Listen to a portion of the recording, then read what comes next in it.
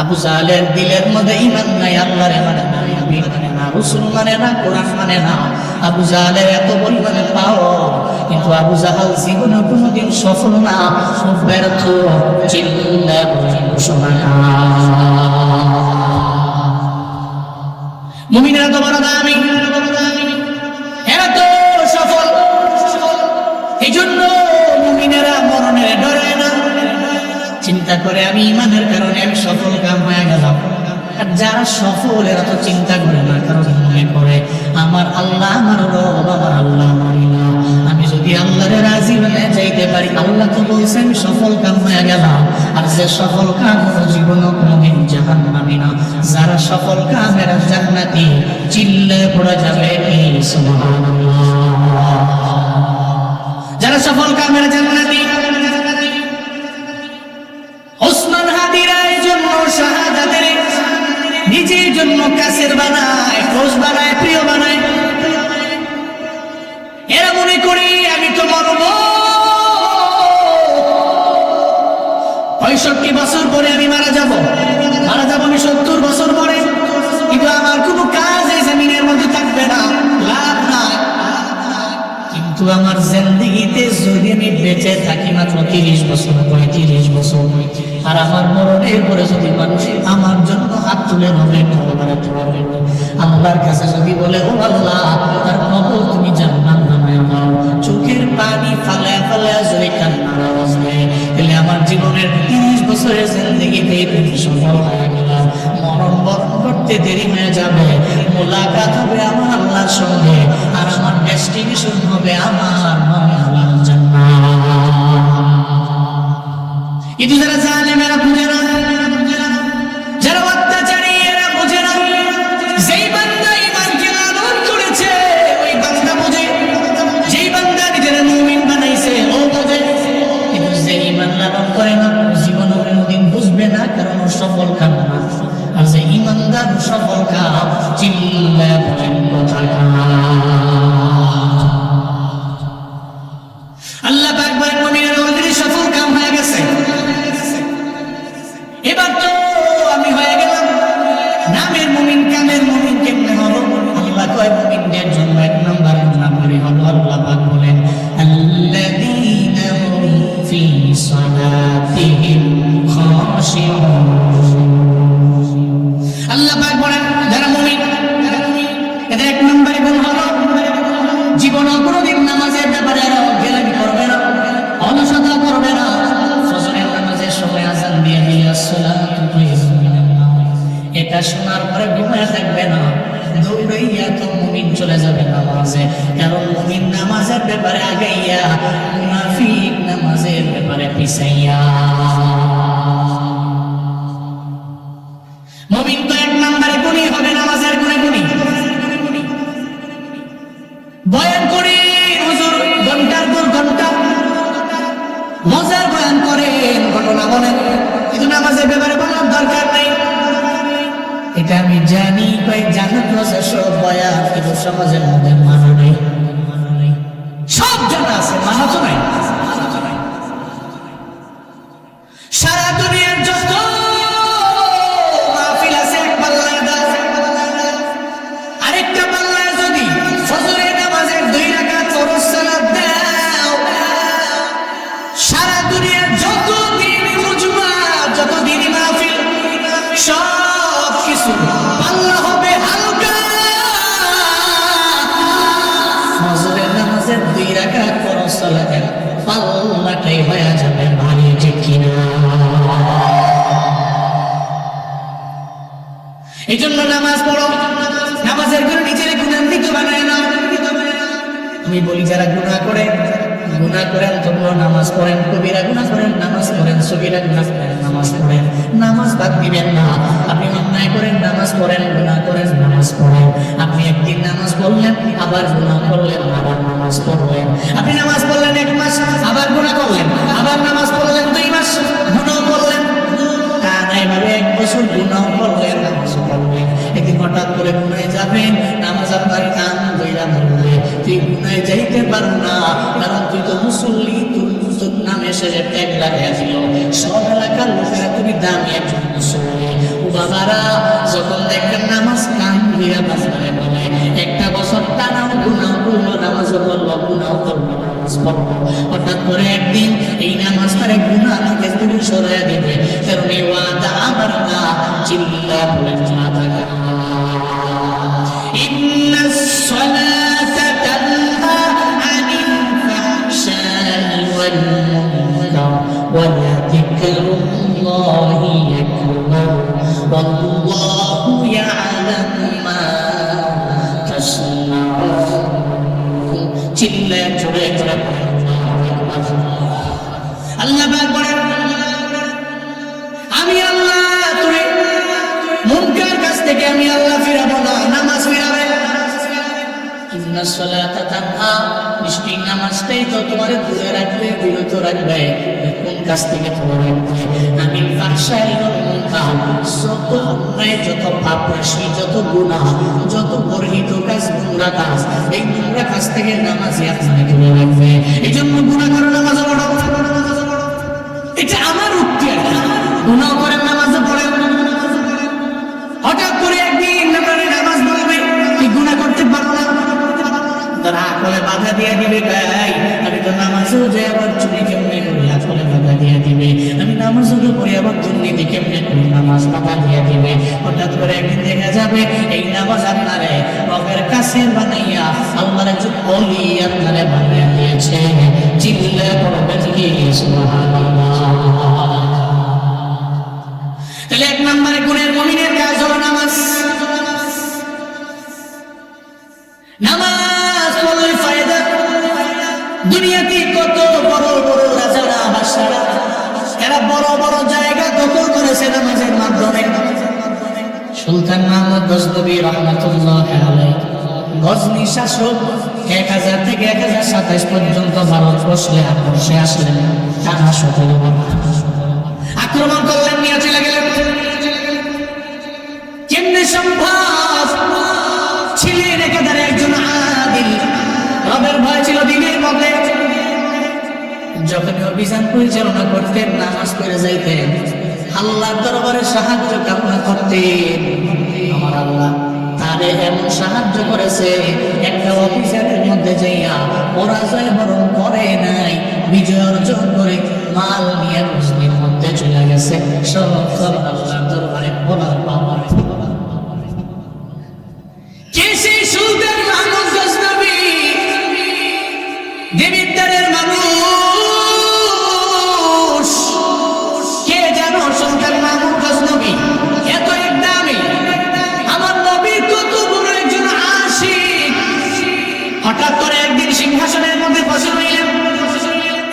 এক হাফেজে কোরআন দৌড়িয়ে মাদ্রাসার তালিব ইলম সুলতান মাহমুদের সামনে এসে দাঁড়ায় গেল।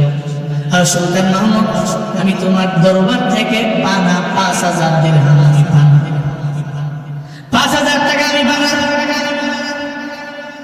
তুমি আমায় দাও।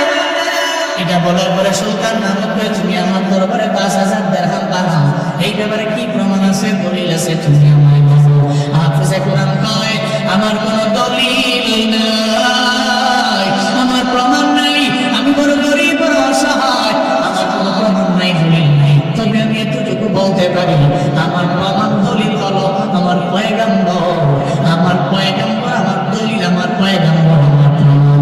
আপনার দরবার থেকে আমি 5000 দিরহাম পানা, এই ব্যাপারে আমার দুনিয়ার কোনো দলিল না।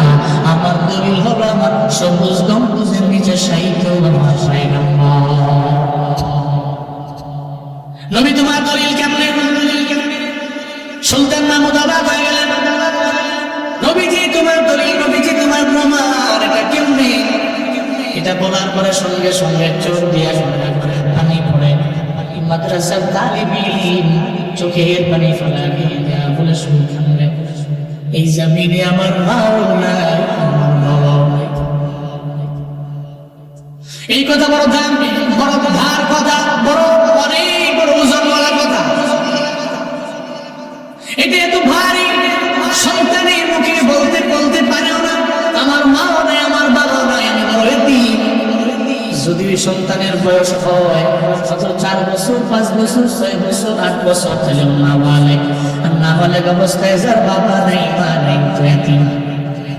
এটা বলা যায় না যে আমার মা বাবা নেই। মাদ্রাসার মধ্যে বহু ছেলে আছে, যে ছেলে এতিম তার মা নাই বাবা নেই, ওর দরবারে যাবেন আর বলবেন ও মাদ্রাসার তালিবে এলেন, এই মাদ্রাসায় পড়নে ছাত্র, তোমার বাবা আসেনি? দেখবেন সে বলে দিবে যে আমার বাবা নাই।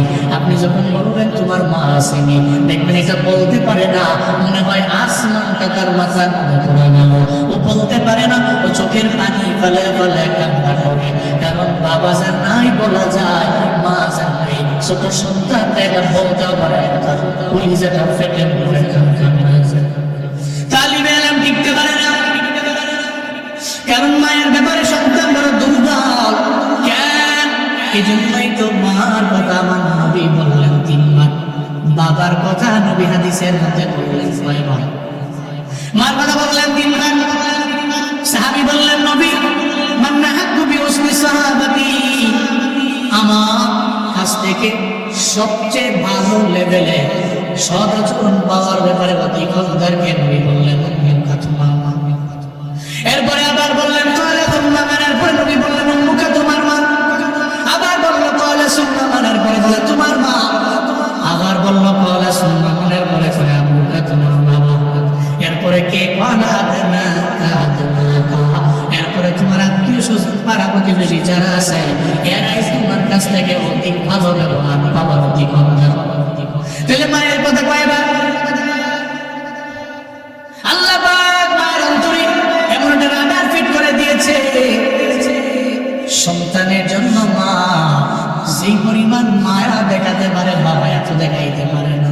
আবার সন্তান কখন কি হালাতে আছে, কখন চোখের পানি ফেলা কান্না করে, এই ব্যাপারে বাবা বলতে পারে না, মায়ের বলতে পারে। কেন জানেননি? কারণ মায়ের অন্তরে আল্লাহ পাক এমন একটা ব্যবস্থা করে দিয়েছে, সন্তান কখন মা বলে চিন্তায় মা বলতে পারে, মা বলতে পারে। সৌদি আরবে ছেলে থাকে, মালয়েশিয়ায় থাকে ছেলে প্রবাসী,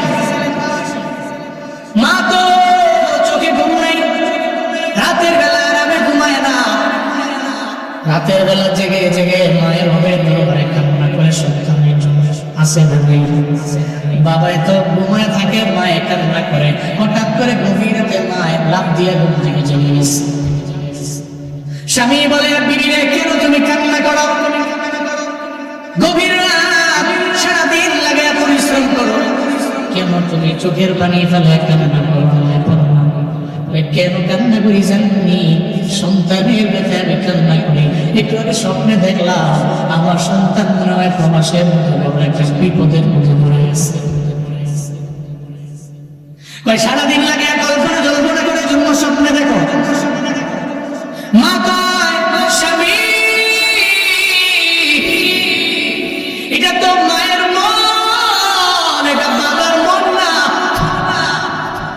আল্লাহ পাক আমাদের অন্তরে এমন এক রাডার ফিট করে দিয়েছে, আমি মা বলতে পারি আপনার ধারণা অনেক। কেন যেন আমার মনে হয় আমার সন্তান ভালো নয়, এই জন্যই তো রাতের বেলা স্বপ্ন চলে আমার সন্তান মনে হয় আমার সামনে চলে এসে। স্বামী বেচারা কয় ঘুমায় যাও, এটা বললে উনিও ঘুমায় গেল, বিবি তো ঘুমায় না, এর মানে মাটা ঘুমায় না। ফজরের নামাজের সময় যখন হয়ে যাব হঠাৎ করে দেখে বাবার মোবাইলের মধ্যে সন্তানের টেলিফোন বেজে উঠছে। এবার সন্তানটা ফোনটা হাতের মধ্যে নিয়ে কয় বাবা গত রাতের বেলা এমন একটা বিপদের মধ্যে পড়েছি না, এখন আপনি আমার খবর শুনতেন আমি লাশ হয়ে যাইত। আবার মায়ের বলেন আপনাদের দোয়ার কারণে আল্লাহ আমাকে বাঁচিয়ে দিয়েছে। দৌড়ে মায়ের দরবারে গেল, বিবি কেমনে জানলি? কেমনে জানছি, কেমনে জানছি তোমার জানা নাই। আল্লাহ পাক তো আমাদের অন্তরের মধ্যে এমন এক রাডার ফিট করে দিয়েছে, ও স্বামী তোমার দেয় নাই, তুমি মায়ের আল্লাহ পাক দিয়ে দিলেন। এই কারণে বলতে পারি, এই জন্যই তো প্রবাসীরা মায়ের প্রতি বর্ণনা।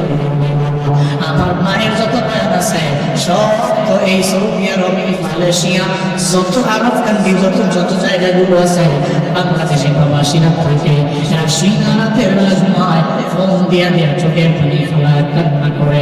এরা বড় দুর্বল কারণ মায়ের প্রতি সন্তানেরা এমনিতেই বড় দুর্বল। আবার যখন হাজার হাজার মাইল দূরে মায়ের রেখা যায়, এটা সন্তান জীবনে কোনোদিন মেনে নিতে পারে না। আমি আমার মায়ের ছাড়া এত দূরে জীবন আমি থাকতে পারি না রে বাবা। এই জন্য নবী বললেন মায়ের দূরে চিন্তা, এটা বড় ভারী যে আমার মা নাই, এটা বলতেও পারে না, বড় কষ্ট পায়। ঈদের দিনে পর্যন্ত আরাম মতো খেতে পারে না। যেই সন্তানের মা নাই, এই যেখানে যে মুরব্বীরা আছে দেখবেন নিজের দিনে রাত ঠিক মতো সেবাইটা পর্যন্ত মুখের মধ্যে নিতে গেলে চোখের পানি ফালা ফালা কান্না করে, নাতিয়ে যায় বলে দাদা কেন চোখের পানি ফালা কান্না করে? দাদা কয় নাতি রে তুমি কেন কান্না করি জানো? আমার মায়ের কথা ছোটবেলা আমি দেখছি আমার মা আমার সারা সেমাই খাওয়ার জন্য প্লেটের মধ্যে সেমাই নেই। আমি ছোটবেলায় দেখছি আমার বাবা আমার জন্য কত কষ্ট করে করে, এরপরে আমার জন্য বিদ্যালয়ের বাজার থেকে আমার জন্য পাঞ্জাবি নয় কিনা দিল। ঈদের ময়দানে আমার বাবা গেছে, আমিও গেলাম, বাবাই তো আমি একটা পাঞ্জাবি নামের জন্য কিনে দিই, আমার কিনা দিছে। এখন তো তোমার বাবা বিদেশ থাকে, তুমি তো আমার নাতি, এখন চাইলে তুমি দামি পাঞ্জাবি কিনবে ঈদের ময়দানে যাইতে পারো, কিন্তু আমি পারি না। কেন পারি না? কারণ আমার জন্মদুঃখী আব্বা এবং আম্মার কথা আমার মনে পড়ে যায়। ঈদের দিনে সেবাও হয় না, আরাম মতো ওই বৃদ্ধ বাবা যেটা সুন্দর করে ঈদের যেতে পারে না। ও আল্লাহর বান্দারা, বিদ্যালয়ের মানুষেরা সন্তান মা বাবার প্রতি দুর্বল হওয়া স্বাভাবিক ব্যাপার। তালিবে ইলম বলে সুলতান আমার তো মা নাই বাবা নাই, চাইলে তো আমার কেউ আমার হারিকেন জ্বালানোর জন্য প্রদীপ জ্বালানোর জন্য তেল আমার কিনা দেয় না। আমি কেমনে কোরআন নিউজ করবো, মুখস্থ করবো, আমার জানা নাই।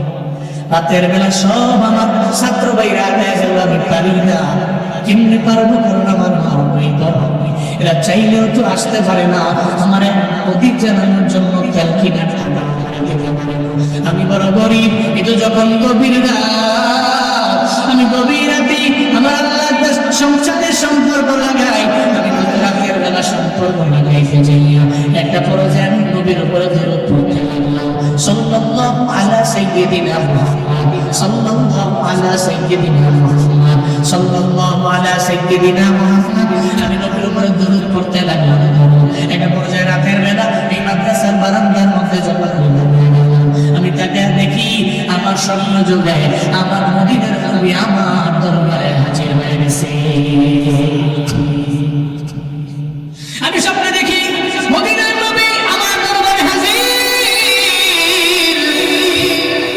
আমি নবীকে বললাম, নবী গো আপনি আমার দরবারে হাজির হয়ে গেছেন। নবী আমি তো বড় এতিম, আমার মা নাই, আমার বাবা নাই, আমি চাইলেও তো মাদ্রাসার মধ্যে প্রদীপ জ্বালাইয়া রাতের বেলা আমি পড়তে পারি না, আমার কোনো নসিব নেই। আমার নবী কয়েকটি আমার উপরে দরুদ পড়া রাতের বেলা ঘুমায় গেল।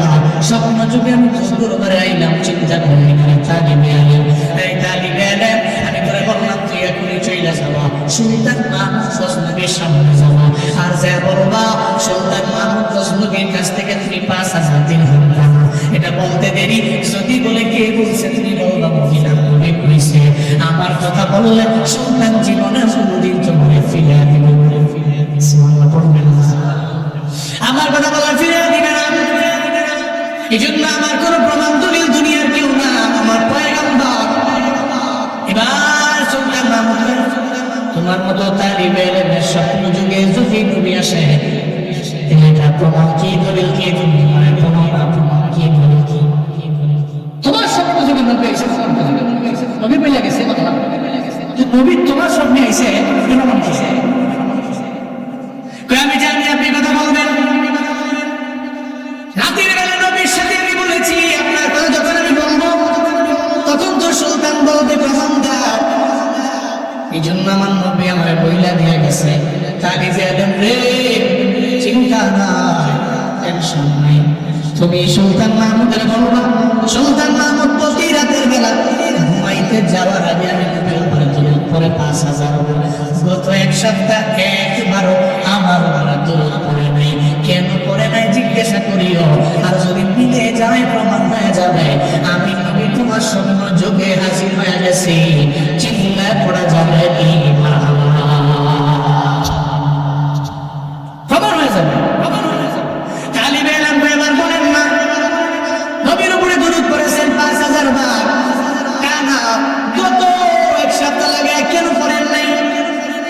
ব্যস্ততার কারণে পড়তে পারি না, এই কথা বুঝে নিয়ে তোমার শব্দ শুনে ভুলে গেছে।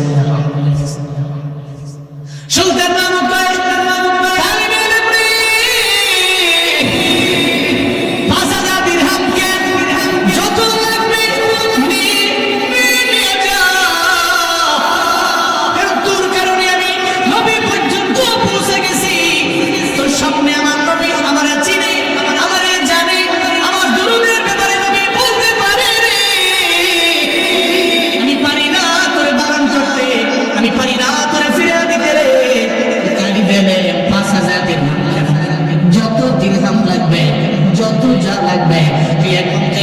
আমার দরবার থেকে নিয়ে যা, কারণ তোর কারণে তো বুঝতে পারলাম আমার নবী আমার ছেলে, আর আমার নবী যদি আমার দরুদের কারণে আমার ছেলে, তাহলে তুমি নবী হয়ে গেল।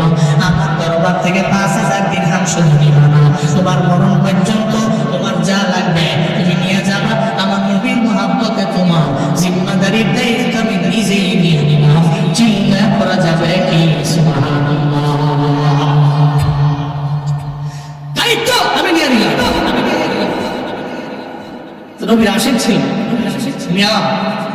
আপনি নবীর সত্যিকারের আশিক হয়ে থাকেন, আর নবীর ইশক নিয়ে প্রেম নিয়ে যদি দরুদ পড়েন, ইশক নিয়ে প্রেম নিয়ে রাতের বেলা পড়তেছেন সাল্লাল্লাহু আলাইহি সাইয়্যিদিনা মুহাম্মদ, পুরা পুরা আমি ওযু কইরা ডানকা দাঁড়ায় ঘুমায় গেছেন, একদিন করছেন, 2 দিন করছেন, 1 সপ্তাহ করছেন, 1 বছর করছেন, হঠাৎ করে একদিন দেখবেন মদিনার নবী আপনার স্বপ্ন যুগে এসে হাজির হয়ে গেছে। আল্লাহ এই নয়নে নবীকে দেখার মতো তৌফিক দান করেন। আরো জোরে বলেন আমিন। নবী করে আর কত কাল আমি কাঁদব, বলনা নবী নবী করে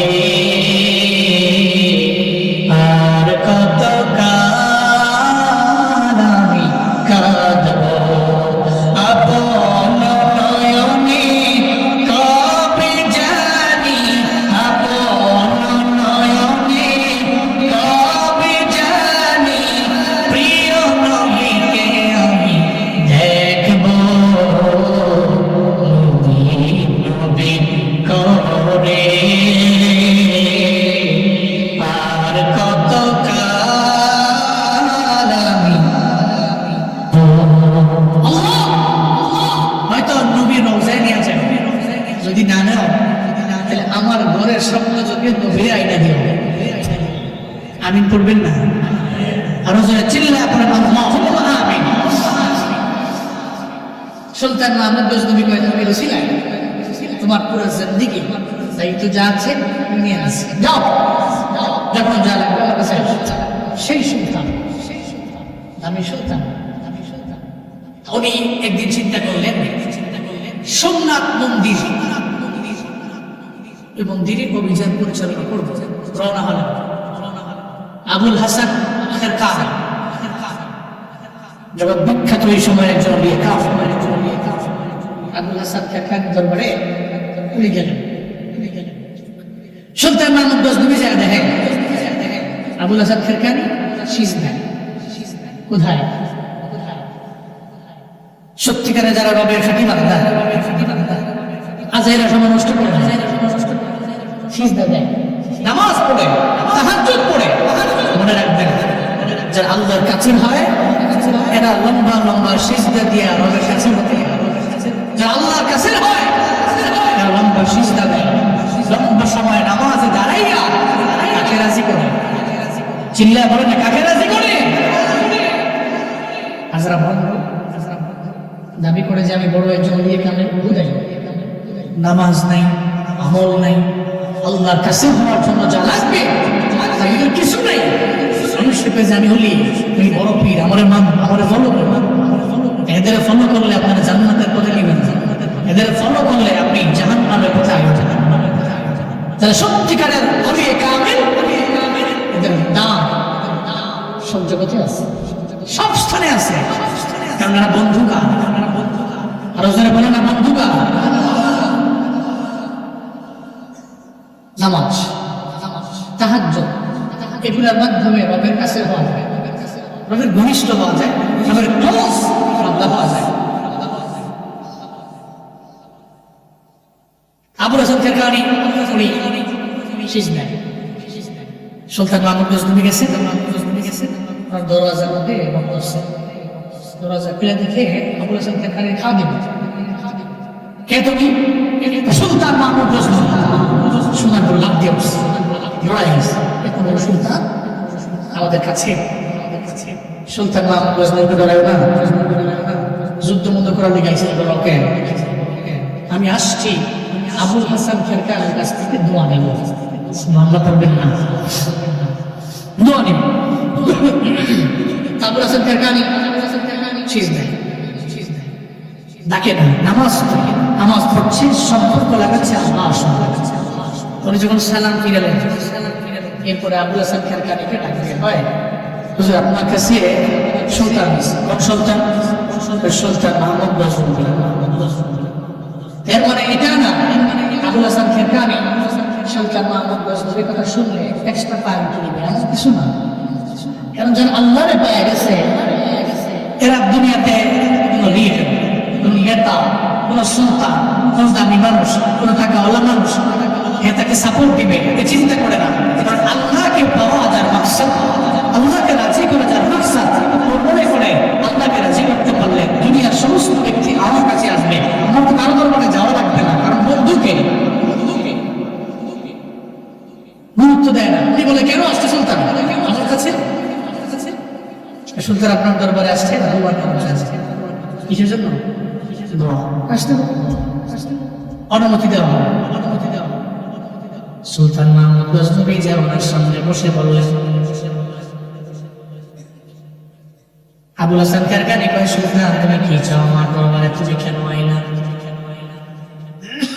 আমি আপনার দরবারে কিচ্ছু চাই না, আমার লাগবে দোয়া।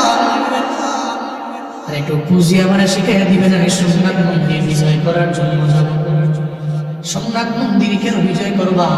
অভিযান কেন ওই জায়গার মধ্যে তুমি পরিচালনা করবা? তুমি আমায় বলো।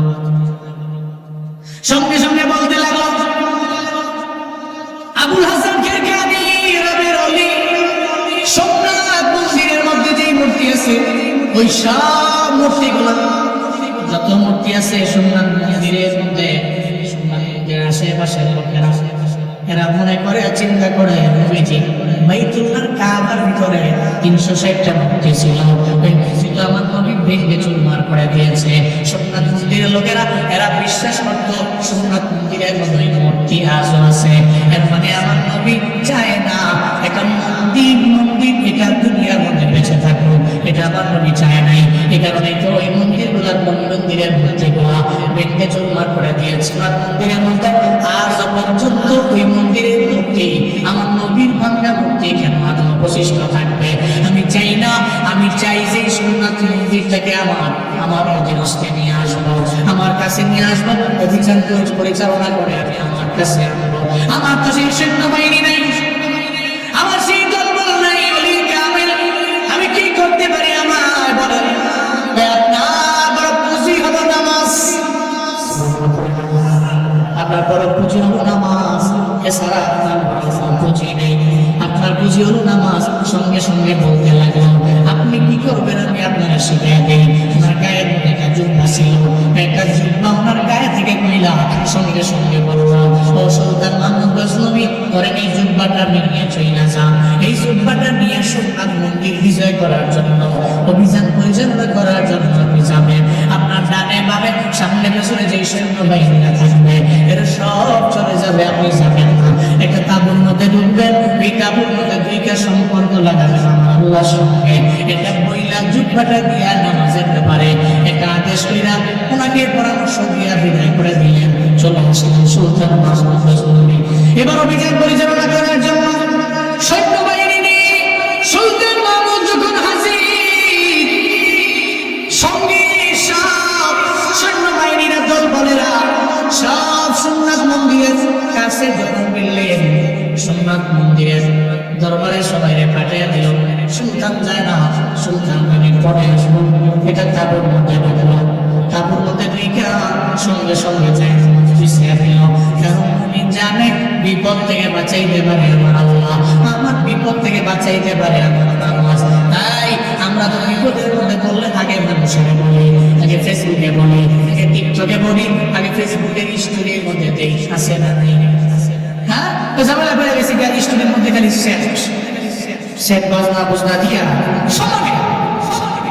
একদিন আমার খুব পরিচিত ফেসবুকের স্টোরির মধ্যে খালি প্রতিদিন এমন সেট, হাই সুবাহ, এমন যে মরে গেছে এমন অবস্থা আছে না? এগুলো আমার নাম লেখা থেকে যায়, নামে ওরা এই স্টুডেন্ট দিয়ে রাখে, পিছনে ব্যাকগ্রাউন্ডে সাউন্ড বাজে, দুঃখে আছে, ঝামেলা আছে, ডিপ্রেশনে আছে, হতাশে আছে, বুঝে। আমি ওর মেসেঞ্জারে নক করলাম, কি রে এমন করতেছো, কি দিতেছো প্রতিদিন লাগে, ঝামেলা করে গেছে বিষয়, কি ঝামেলা করছো? প্রেম করছে এক মায়ের লোকে 3 বছর লাগে, যা ছিল সব তার জন্য দিয়ে দিচ্ছে 3 বছর পরে। এখন তো ভালো একটা পরিবার পেখা চলে গেছে, মাইয়া উঠেছে গা, মায়ের আব্বা উঠেছে না, মাইয়া উঠেছে না, সব গেছে গা হয় আমার। এই যে টাকা পয়সা দিলাম 3 বছর লাগে, কারে দিলাম, কারে খাওয়াইলাম, এই চিন্তায় গত 3-4 দিন কোনো খানা নাই, খালি ফেসবুকে স্টোরি মারতাছি খালি। হ্যাঁ, ওই শেখা টাকা খায়া কারণ অনেক বন্ধুরে আর হাঁটে কিরে এমন করছে না, গেছি কেমন শেষ এমন আছে না নাই? এটা তো হারাম রিলেশনের বিপদ। তো রিয়েল লাইফে বিপদ নাই, এমন কোন মানুষ আছে মুসিবত নাই, বিপদ নাই, ঝামেলা পোহাতে হয় না, এমন কোন ব্যক্তি কি আছে? সবার ঝামেলা আছে, বিপদ আছে, মুসিবত আছে, ঝামেলা পোহাতেই হবে। জমিনটা এমনই, পৃথিবীটা এমনই, দুনিয়াটা এমনই। বিপদে পড়বেন, ঝামেলায় পড়বেন, সফল হওয়ার লক্ষ্যে আপনার অনেক বাধা, ঘাট, প্রতিঘাত অতিক্রম করে, পাস করে আপনার ঝামেলা করে কাটাহিরি ক্ষান্ত কেন বা মূলগুলিতে দুঃখ বিনা সুখ লাভ হয় কি কহিতে? পৃথিবীতে আপনি সুখী হবেন, দুঃখ ছাড়া ইম্পসিবল। আর যারা দুঃখ ছাড়া ধৈর্যই দেখতেছে পরিবারের মধ্যে আসার পরে সচ্ছলতা, সফলতা, এই প্রলোভনগুলো মানুষের মতো মানুষ হতে পারে না। তখন দেখে যে সম্পত্তির মর্যাদা আছে, ওই দিন পরে পরে একটা বাইক ফোন দেয়, সুন্দর কাটিং দেয়, আর আইফোনের নতুন আপডেট অনলাইনে কিনলাম। তা কি রে এতে এমনি চলে কেমনি? কি পাস? টিটিসিএম পাস, টু কোম্পানির ম্যানেজার,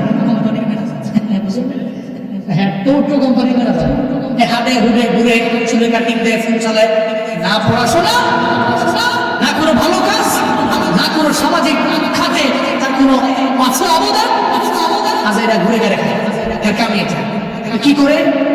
আপনাদের সম্পত্তি আছে, বেসে খায়, চলে ঘুরে রাখবেন, এর কাছে সম্পদের কোনো কদর নেই। কিন্তু দুঃখ, দুর্দশা, ঘাম ঝরিয়ে যে ব্যক্তি সুখ অর্জন করেছে, প্রকৃতপক্ষে সুখী ওই ব্যক্তি। পৃথিবীতে এমনই, এখানে বিপদ, মুসিবত, ঝড় ঝাপটা সব আসবে, এটা পার হয়ে আপনাদের সুখের সাগরে যাবেন। বাস্তবতাই কি?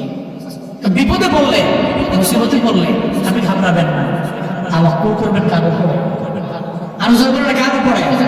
ফাইদা আযামতা ফাতাওয়াক্কাল আলাল্লাহ, ইন্নাল্লাহা ইউহিব্বুল মুতাওয়াক্কিলিন। চিল্লা জোরে করে বলেন আল্লাহু আকবার। আল্লাহ পাক বলেন, সিদ্ধান্ত নিতেছো তাওয়াক্কুল করবা কার উপরে? আল্লাহর উপরে করো, কারণ মুতাওয়াক্কিলিন বান্দারে আমার আল্লাহ ভালোবাসে। শুধু তাই না রে বাবা, আল্লাহ পাক রব্বুল আলামিন জানাবে ইস্তাঈনু বিস-সাবরি ওয়াস-সালাহ ইন্নাল্লাহা মা'আস-সাবিরিন। আল্লাহ কয় তুমি যে রবের দরবারে সাহায্য কামনা করো, কেমনে করবা?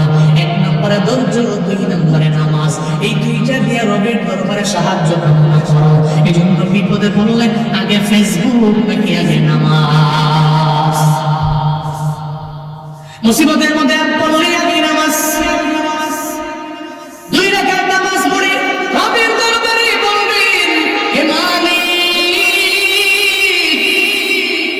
আমি মুসিবতে পড়েছি, বিপদে পড়েছি,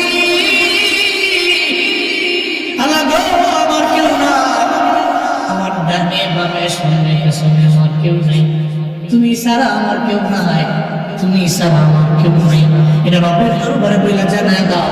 আল্লাহ সবাই জানানোর আগে আমি তোমারে জানাইলাম, তোমার কোরআনে আমি ফলো করলাম। কোরআন বলে সাহায্য কামনা করো নামাজের মাধ্যমে আর সবরের মাধ্যমে। আমি নামাজে বললাম, নিজের সবের বানাইলাম। আল্লাহ তুমি আমার সাহায্য করে দাও। আল্লাহর দরবারে নামাজ এবং সবরের মাধ্যমে যদি রবের দরবারে বলতে পারবে বান্দা, তাহলে আমার আল্লাহ যত বড় বিপদ আছে এই বিপদ থেকে উত্তরণের পথ আমার আল্লাহ বের করে দিতে পারে কি পারে না? কারণ বিপদ দেওয়ার মালিক কে? আবার এই বিপদ থেকে বাঁচার জন্য পথ বের করে দিতে পারে তো আমার আল্লাহ। এই জন্য চিন্তা নাই।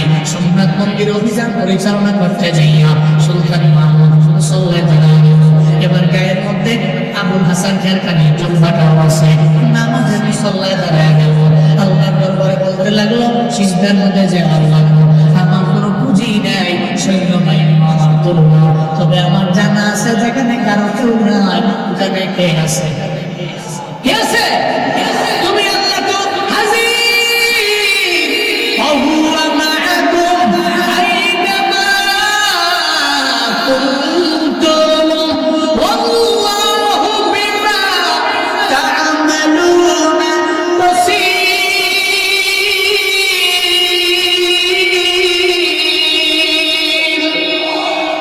আল্লাহ কয় বান্দা তুই যেখানে আমি আল্লাহ তো সেখানে। ওয়া মাআকুম আইনামা কুনতুম, এটি তোমাদের সঙ্গে আছে যখন তোমরা যেখানেই যাও। আল্লাহ সঙ্গে আছে। আল্লাহু বিমা তা'মালুনা বাসীর, তোমরা যা করো আর না করো আমার আল্লাহ সব চক্ষু দিয়ে আমার আল্লাহ দেখতে পায়। কুদরতি চক্ষু আছে, এই কুদরতি চক্ষু দিয়ে আমার আল্লাহ জানতে পারে, আমার আল্লাহ বুঝতে পারে, আমার আল্লাহ দেখতে পারে। এই বিদ্যারের মানুষেরা এর মানে বিপদে পড়া সুলতান মাহমুদ নামাজে মুসল্লায় দাঁড়ায় গেল। সিজদাকে আল্লাহকে বলতে লাগলো, ও আল্লাহ আমার কেউ নাই, তুমি ছাড়া আমার আল্লাহ, আমার বিপদের মধ্যে তুমি ছাড়া আমার কেউ নাই। আল্লাহর দরবারে বলতে লাগলেন। সুলতান মাহমুদ গজনবী রবের দরবারে বলে, এদিকে তাঁবুর মধ্যে একটু করে অভিযান পরিচালনা করে সব দলবলেরা তাঁবুর মধ্যে আসা করে। সুলতান রে চিন্তা না, টেনশন নেই, আপনার মনের আশা আল্লাহ পূরণ করে দিয়েছে। সোমনাথ মন্দিরটা আমাদের হাতে বিজয় হয়ে গেছে। সুলতান মাহমুদ তো আমার সৈন্যবাহিনী বড় দুর্বল, আমি চাইলেও তো পারতাম না। কেন পারছি জানো? আমার কোনো পুঁজি ছিল না, আমার সৈন্যবাহিনী ছিল দুর্বল, আমার তরবারির সংখ্যা কম, আমার ঘোড়ার সংখ্যা কম, আমার তীর মারনেওয়ালাদের সংখ্যা কম। সব আমার কম হতে পারে, তবে আমার নামাজের পাওয়ার আছে। আল্লাহ পাক নামাজের মাধ্যমে সুন্নাত মন্দির আমার হাতে দিয়ে দিছে। আমি বিজয় করিয়া আবার গজনীর মধ্যে ফিরতে পেরেছি। নামাজ এক নম্বরে কি? আপনারা বিপদ থেকে বাঁচাবে, মুসিবত থেকে বাঁচাবে, মুনকার কাছ থেকে বাঁচাবে, ফাহশা কাছ থেকে বাঁচাবে, আপনাদের গুনাহ থেকে সে দূরে সরায় নেবে। ধরতে পারবো না আমাদের ইনশাআল্লাহ, ধরতে পারবো তো ইনশাআল্লাহ। সোমিয়া আপনাদের এলাকায় হিন্দু আছে না? আছে না? আছে তো হিন্দু। হিন্দু আপনি পাঞ্জাবি পড়ে না? হিন্দু কি পাঞ্জাবি পড়ে না? পড়ে। অনেক সময় যখন হিন্দু মাথা টুপি লাগাইছে, চিন্তার টুপি লাগালে কি লাগিয়েছে? বহু হিন্দু আছে। আপনি বলবেন যে কত কালেমা? একটা কালেমা কলা ইলাহা কইলেছেন না, এর মানে কি মুসলমান? বলে দিছে এমনি মজা করে বলে। একটা হিন্দু যে দোকানে যায়, ওই দোকানে কি আপনি যান না? যান কি না? একটা মুদি দোকানে হিন্দু গিয়েছে, আপনি গিয়েছেন, সে ওখান থেকে মাল কিনেছে, আপনি কিনেছেন। আবার যে জায়গা থেকে সে পাঞ্জাবি বানায় ওইটা এনেছে দোকানে, আপনি জানেন না, এমন হ্যাঁ জানা যায়, আপনি এনেছেন। এও পাঞ্জাবি পরে আপনি, এও মাঝে মাঝে টুপি পরে, আপনি সবসময় পরে। আবার দেখবেন কিছু হিন্দু আছে গরু গোশত খায় কি নাই নাকি? আরে প্রায় হিন্দু খায়, ভাই কথা ঠিক আছে, প্রায় হিন্দু খায়। বহু হিন্দু আছে গরু গোশত যদি যখন দেখছে গরম গরম নাম থাকে এর মজা বুঝতে হয় নাকি? সুবহানাল্লাহ। পৃথিবীতে যত গুস্ত আছে, যত গুস্ত, হ্যাঁ দেখছেন ব্যাপারটা, ভাই কইছে যে হাইস দিছে মাশাআল্লাহ, কথা ঠিক হয়। গরুর নামা, আলহামদুলিল্লাহ গরুর নামা। আমি একদিন মাহফিলে যাবো, বাড়ি থেকে বেরোচ্ছি। আমার আবার বাড়ির আশপাশে বহুত হিন্দু আছে, শান্তিনিকেতন বাড়ি আমার গ্রামে, বহুত হিন্দু কম গাই। কোন সময় গেছে দেখছে বহুত হিন্দু আছে। আমার বাড়ির পাশেও বিশালদের আখড়া। আগে যখন গ্রামে থাকতাম আমি ঘুমাইতে পারতাম না রাতে। ওই যে বলে না আখড়ার মধ্যে কি বাজায় না বাজায় আছে না, যে জোয়ান ফুলেন্ডা দুর্গা পূজায় যায় এরা আবার যাবে, বলেই যাবে যাকে পোশাক ছাড়া হয় না, বেলা যাবে সরম আছে না কিছু বলবেন, সরম লজ্জা নাই। হিন্দু দুর্গা পূজা তুমি যাও, তোমার ঈদ উল ফিতরে ঈদ উল আজহায় হিন্দু নামাজ পড়ছে, কোরবানির সময় গরু গোশত জবাই করলা, গরু জবাই করলা, এই গোশত খাইছে তোমার লোকে এসে একসাথে বসে কয়দিন, আর প্রসাদ খাওয়া লেগে মাটি ফেটে গেছে। তুমি لا يتخذ المؤمنين الكافرين أولياء من دون المؤمنين ومن يفعل ذلك ليس من الله। আল্লাহ ঘোষণা যে মুমিন কাফেরকে বন্ধু বানালো, কাছের বানালো, এর সাথে সম্পর্ক করলো, এর জানিয়ে দাও এর সাথে আল্লাহর কোনো সম্পর্ক নেই। মিয়া সম্পর্ক আল্লাহর লগে নাই, তাদের সম্পর্ক কাফেরের সঙ্গে করে আপনি দাবি করেন, সুবিধা নাই। যদি আপনি মনে করেন আপনি কাফেরের সাথে সম্পর্ক করে আপনি দামি, আপনি দামি মনে করছেন তো আপনি, আর যদি মনে করেন সম্পর্ক কাফেরের সঙ্গে না লাগে আমার আল্লাহকে আমার কাছের বানাবো, তাহলে কোনো কাফের, কোনো বেদীন, কোনো বেঈমান, কোনো মুশরিক, কোনো নাপাক ব্যক্তি আপনার বন্ধু হতে পারে না। আল্লাহ আমাদের সবাইকে সঠিক বুঝনা আরো জোরে পড়ে না। আমি হিন্দু আমার একদিন গিয়া আমার বলতেছে হুজুর কই যান, মাহফিলে যান, প্রতিদিনই যান, মাঝে মাঝে কি আম করে নেমন যান না। তুমি হিন্দু, তুমি মাহফিলে যে মিথ্যা, তুমি অপবিত্র।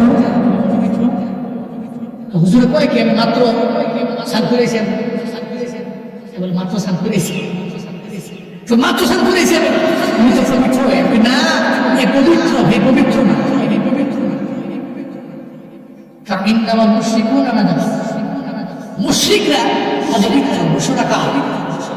গোসল করলে পাপ হয়ে যাবো, একমাত্র অন্তর দিয়ে বিশ্বাস করতে হবে আল্লাহ ছাড়া কোনো ইলাহ, সেদিন থেকে সে পবিত্র ঘোষণা করেছেন। বললাম তুমি অপবিত্র, তুমি মাহফিলে কি করবা, মাহফিল কি বোঝো নাকি, তুমি উদয় গিয়ে কিন্তু মাহফিল হে কই যে আমরা তো জানি হুজুরদের হাম বলা, হুজুরদের কি ভালো, সারা দেশের মানুষেরা কিছু জানুক বা না জানুক, কিছু জানুক বা যতটুকু জানা আছে হুজুরদের হাম বলা। মসজিদের হুজুরে যদি একদিন তিনটা দাওয়াত খেয়ালিছে, কিছু লোক তো লেগে গেছে, কিছু লোক যায় কি হুজুর দাওয়াত করে তিনটা নেই, একটা দেখেন না কত বড় বলে না বললে আমি আরো খুশি হই। বুজুর্গ খাওয়ান বালা, এটা কে খাওয়ায়, কথা কয় না, কে খাওয়ায়, আমরা খাওয়ায়। আচ্ছা আপনি যে খান, আপনি মনে করছেন নিজের বাবারে খান, আপনারা কি খাওয়ায়, আঙ্গুর আল্লাহ খাওয়ায়, আপনারা এক বেলা খাওয়ায়, আঙ্গুর তিন বেলা খাওয়ায়। বিষয়টা কি এমন নাকি, আম্মু তিন বেলা খান, আম্মু তিন বেলা খাই। হ্যাঁ এক বেলায় হয়তো 1 ঘন্টা অন্তর অন্তর আমরা 3 বার বসতে হয়, কি খাওয়ায়। আমি তাকাব্বুরি করি না, নদীপে গিয়েছি, আমার পেটে যারা আছে দেখছে, আমি আর রায়হান গিয়েছিলাম মালদ্বীপে, 3 দিন ছিলাম, অবাক হয়ে গেছি। একবার প্রথম দিন গিয়েই মালয়েশিয়া থেকে মালদ্বীপ গিয়েছি, পরে গিয়েই মালদ্বীপে মালে নেমে একটা হোটেলে যাবো খাওয়ার জন্য। হোটেলে গেছি, হোটেলের ম্যানেজার, হোটেলের মালিক সব বাঙালি, সব জায়গায় আমার সালাম টালাম দিয়া দেখলাম কদিন আগে মালয়েশিয়া, আজকে মালদ্বীপে, খালি বরং চিন্তা করতে কবে দেখবো আপনাদের, এই চিন্তা করে খালি রাতের বেলা আমি করে দেখে দেখে ঘুমাই, হুজুরে কবে যেন মাল দিবে, হুজুরের একটা মেহমানদারি করবে। এখন এক মাসে বিল টিল দূরের কথা, পুরা হোটেল আপনাদের জন্য বড় হোটেল, চা খাইতে পারেন, চা খাইতে পারেন। এরপরে কয়দিন আছে? 3 দিন আছে। 3 দিনের এক বেলা আপনাদের পকেট থেকে টাকা বের করে খাবেন, তাহলে আমি অনেক কষ্ট পাবো, অবাক হয়ে গেছি আমরা। 3 দিন টানা মালদ্বীপ যুক্তরাষ্ট্র এক্সপেন্সিভ সব কিছু। ওরা লাস্ট দিন যেদিন আমরা চলে আসবো, এর আগের দিন রাতে রাতের বেলা প্রথমে সন্ধ্যার পরে নিয়ে একদল খাওয়াইছে, সন্ধ্যার পরে হোটেল থেকে বার করে নিয়ে একদলে খাওয়াইছে। এরপরে 10টা বাজে আরেক দল খাওয়াইছে, 12টা বাজে শুয়ে বসছি। এই সময় ফোন দিয়ে একটু বের হবেন, আমরা সমুদ্রের পাড়ে একটু ফিশ বারবিকিউ ফিশ খাইছি। অলরেডি মাগরিব পরে একবার শেষ, এক দফা, 10টার দিকে এক দফা, আবার আবার আবার আবার এই 12টা বাজে ফিশ বারবিকিউ। রায়হান পয়সা আসছে, ফ্যাক্টরি ঘুরতে যাবো, তো চিন্তা করলাম মানুষ যে বলে হুজুরা খায় বেশি, হুজুরা ফোনে করে খাই খায়, সেই কে খাওয়ায়? চিন্তা বলেন না, কে খাওয়ায়? আল্লাহ পাক খাওয়াচ্ছে, আলহামদুলিল্লাহ। এই জন্য আমরা এটা ফখর করে বলি, রিজিক তো আল্লাহ। আমি আমার ঘরে খাই, অন্যের ঘরে খাই, ওখানে খাই, ওখানে খাই, জেনেই খাই, আল্লাহ তো খাওয়াচ্ছেন, আল্লাহই তো পাচ্ছেন, আমাদের খালিক, আমাদের মালিক, আমাদের রাজ্জাক। তো হিন্দু বলে এবার হুজুর খাওয়ান বলা, আমি বললাম যে আমাদের খাওয়ান বলা এটা তো বিশাল কেন জানি আমি, তুমি কেন বলতেছো? আমরা জানি যে মাফিলে গেলে গরম গরম বস্তু দেয়। আমি চিন্তা করছি গরিব মানুষ নিজে গোষ্ঠ কিনে না খাওয়া অনেক কষ্টের ব্যাপার। মাফিলে বিয়া মাথা টুপি লাগাইলাম, আমরাও করবেন যে এটা হিন্দু না মুসলমান এটা বুঝতে বলতো তারা, আমিও মোটামুটি গরু বস্তু দিয়ে খাইয়া পড়া খাইছি। মূলত উদ্দেশ্য কি গরু বস্তু খাওয়া? এর মানে আপনি গরু বস্তু জানেরাও খাই, তাহলে হিন্দু গরু বস্তু খাইল, আপনিও খাইলেন। হিন্দুর মাথার মধ্যে টুপি, আপনার মাথায় টুপি, আর গায়ে পাঞ্জাবি, আপনার গায়ে পাঞ্জাবি, শুধু তাই না রে বাবা, হিন্দু আর মুসলমানের মাঝে সব তো এক। পার্থক্য কোথায়? মদিনার নবী বলেন একটা হিন্দু, একটা খ্রিস্টান, একটা বৌদ্ধ, একটা কাফির, ওরে কাশি দিয়া বাইন্দা নামাজে যাবে না। মুসলমান এমন হবে রে, ওরে বলা লাগবে না, ফজরের আযান দিয়ে ওযু বানাইয়া দৌড়ে মসজিদের মধ্যে চলে যাবে। চিল্লায় বলো ঠিক কিনা? চল দৌড়ে চলে যাবে মুসলমান, আযান ফিরে দৌড়ে চলে যাবে। মুসলমান আর হিন্দুর মধ্যে পার্থক্য তার কুসলাত, নামাজ ছেড়ে দেওয়া আর নামাজ ধরে ফেলা, এটা তো পরিচয়, নামাজ তার পরিচয়। তাহলে মুমিনরা সফল কাম হয়ে গেছে। 1 নম্বর ঘুম, এর ভিতরে নামাজ আছে। চিল্লায় বলেন কি আছে? জোরে বলেন না কি আছে? নামাজ আছে। 2 নম্বর আল্লাহ পাক বলছেন মুমিনের পরিচয় কি? আল্লাযীনা হুম ফি সালাতিহিম খাশিউন। 2 নম্বর পরিচয় ওয়াল্লাযীনা হুম আনিল লাগwi মুরিদুন। চিল্লায় জোরে করে পড়েন আল্লাহু আকবার। আল্লাহ পাক বলেন যারা মুমিন হবে এরা সফল কাম হয়ে গেছে। 2 নম্বরে এই মুমিনগুলো এরা এমন হবে জীবনে কোনোদিন অনর্থক কথাবার্তা এরা বলবে না, এদের জবান দিয়ে অনর্থক কথাবার্তা এরা বের করবে না। যতক্ষণ কথা বলবে আল্লাহ রাসূলের কথা বলবে, কাজের কথা বলবে, এরা এদের জবান দিয়ে এমন কথা বলবে না যে কথার কোনো দাম নাই, যে কথার কোনো মূল্য নাই। এক কথায় এরা জিহিবার গুনাহ থেকে নিজেরা পরিপূর্ণ বাঁচায় রাখবে। তাই জিহিবার গুনাহ আছে না নাই? এরা মিথ্যা বলবে না, এরা এই জিহিবা দিয়ে ওয়াদার খেলাফ করবে না, এই জিহিবার গুনাহ থেকে নিজেকে পরিপূর্ণ বাঁচায় রাখবে। এমন হালাতে ওই মুমিনটা তো সফল কাম হয়ে যাবে। কারণ এত নিজের অনর্থক কথাবার্তা বলে না, এরা জিহিবার গুনাহ করে না। মদিনার নবী জানা দেয় মাইয়াজমালি মা বাইনা লিহিয়াইহি ওয়া মা বাইনা রিজলাইহি আজমান লাহুল জান্নাহ। মদিনার নবী বলেন, আয় উম্মতেরা শুনে নাও, তোমাদের 2 চোয়ালের মধ্যবর্তী স্থান হলো জিহ্বা আর 2 রানের মধ্যবর্তী স্থান হলো বক্ষস্থল। এই 2টা জিনিসের হেফাজতের দায়িত্ব যে উম্মত নিয়ে নিবে, এই 2টার কোণা থেকে নিজেরা যে বাঁচায় রাখবে, আসমান মাহুল জান্নাত। মদিনার নবী কয় আমি তার জান্নাতের জিম্মাদারি নিয়ে নিলাম। জিহ্বার গুনাহ নাই, লজ্জাস্থানের গুনাহগার নাই। মদিনার নবী কয় ওর জান্নাতের জিম্মাদারি আমার। উল্টো নিজেরে বাঁচায় রাখলো, জিহ্বার গুনাহ থেকে বাঁচায় রাখলো, লজ্জাস্থানের গুনাহ থেকে নিজেরে বাঁচাইলো।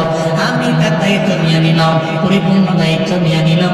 উম্মতের জিম্মাদারির দায়িত্ব এটা আমি আল্লাহর হাতে। এর মানে জিহ্বার গুনাহ করা যাবে যাবে নাকি? এই জিহ্বা দিয়ে গালিগালাজ করা যাবে না। এই জবান বড় দামি, এই জবানটারে কোনোভাবে অপবিত্র বানানো যাবে না। কিন্তু কপাল পুরা যুবকেরা, সেই মায়ের গর্ভের মধ্যে আল্লাহ আপনার জবানটারে এত পরিমাণে পবিত্র রাখলেন, এই টুকটারে আপনার আল্লাহ নাপাক হতে দেন নাই।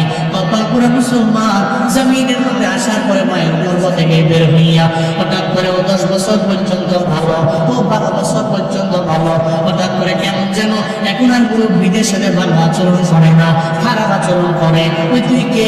আমি কিশোর কেন্দ্রের অন্তর্ভুক্ত। ওই এত পরিমাণে পাওয়ার কেন তোর? ওই আমার বাবার আমার বন্ধুদের সার্কেল আছে, পড়ালেখা কি নেই? ওই পড়ালেখা নাই। ওই মুরব্বীদের সাথে বেয়াদবি করবে। ওই তুমি আমার বুঝ দেওয়ার জন্য আইসো না। 12 বছর 13 বছর পর্যন্ত ভালো, হঠাৎ করে স্কুলেও যায় না, কলেজেও যায় না, কোথাও যায় না, না গেছে মাদ্রাসার বারান্দায়, মা বাবার সাথে অন্যায় অপরাধ, এত পরিমাণে মাদকাসক্ত হয়ে গেছে, এমনকি এমন নিজের এমন বানিয়ে ফেললো, এখন কারো কথাই মানে না, কারো কথাই শুনে না, এখন হুজুরদের কথা ভালো লাগে না, এখন উলামায়ে কেরাম ভালো লাগে না, আব্বার কথা ভালো লাগে না, কোনো মুরব্বীর কথা মানতে রাজি না। এমন পরিস্থিতি সমাজে আছে না? 14 বছর ভালো, হঠাৎ করে কেমন যেন খারাপ হয়ে গেছে। স্কুল ভালো লাগে না, না ভালো লাগে মাদ্রাসা, কিছু ভালো লাগে না, আব্বা আমার কথা শুনে না, সব পড়াশোনা ছেড়ে দিয়া এখন ওর মতো চলে। এরকম আছে না নাই? আর কেমন খারাপ আচরণ, বাজে বিহেভ। তোমাদের জন্য যারা এগুলো করো, তোদের জন্য শিক্ষা হইল শরীফ ওসমান বিন হাফিজ। মনে রেখো, তুমি সমাজে খারাপ আচরণ বিরাট বেড়ে গেছো, তোমার মরণের পরে একটা মুরব্বীও ল্যাংচারে দোয়া করবে না। তুমি তো এখনই মরতে পারো, তাই না? এখনই আমরা মরতে পারি, এখনই এই ময়দান থেকে বের হওয়ার পর্যন্ত আমরা লাশ হতে পারি, এক মুহূর্তে, কোনো গ্যারান্টি নেই। তুমি যে অন্যায় করো, মুরব্বীর সম্মান করো না, ইজ্জত রক্ষা করো না, এই যে খারাপ আচরণ করো, গালিগালাজ করো, তোমার মরণের পরে যদি একটা মানুষ দোয়া না করে, তোমার জীবনটা ব্যর্থ জীবন। মরে গেছি আমার জন্য কাঁদতেছে, বলতেছে বড় আনন্দপুরের ওই ছেলেটার মতো ওই ছেলে হয় নাকি? একটা ভালো ছেলে, তোমার 50 বছর, 30 বছর, 17 বছর, 15 বছর, 20 বছরের লাইফ সফল নাই, যে কোনো সন্দেহ নাই। জীবনটাকে এমনভাবে সাজাতে হবে। ইয়াংরা, তুমি স্কুলে পড়ো, কলেজে যাও, ভার্সিটি যাও, মাদ্রাসায় পড়ো, কামিল পাস করো, এদিকে দাওয়া করো, তুমি মাস্টার্স কমপ্লিট করো, যাই করো, বিনয়ী হও, তাকাব্বুরি নিয়ে চলো না। আর মাদকদ্রব্য সেবন থেকে নিজেকে বিরত রাখো। এই জবানের দাম আছে না?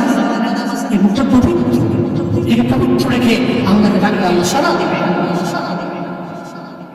আর যেগুলাই গাঞ্জা গুঞ্জা খায়, ইয়াবা খায়, মদ খায়, ডাল খায়, আছে না নাই?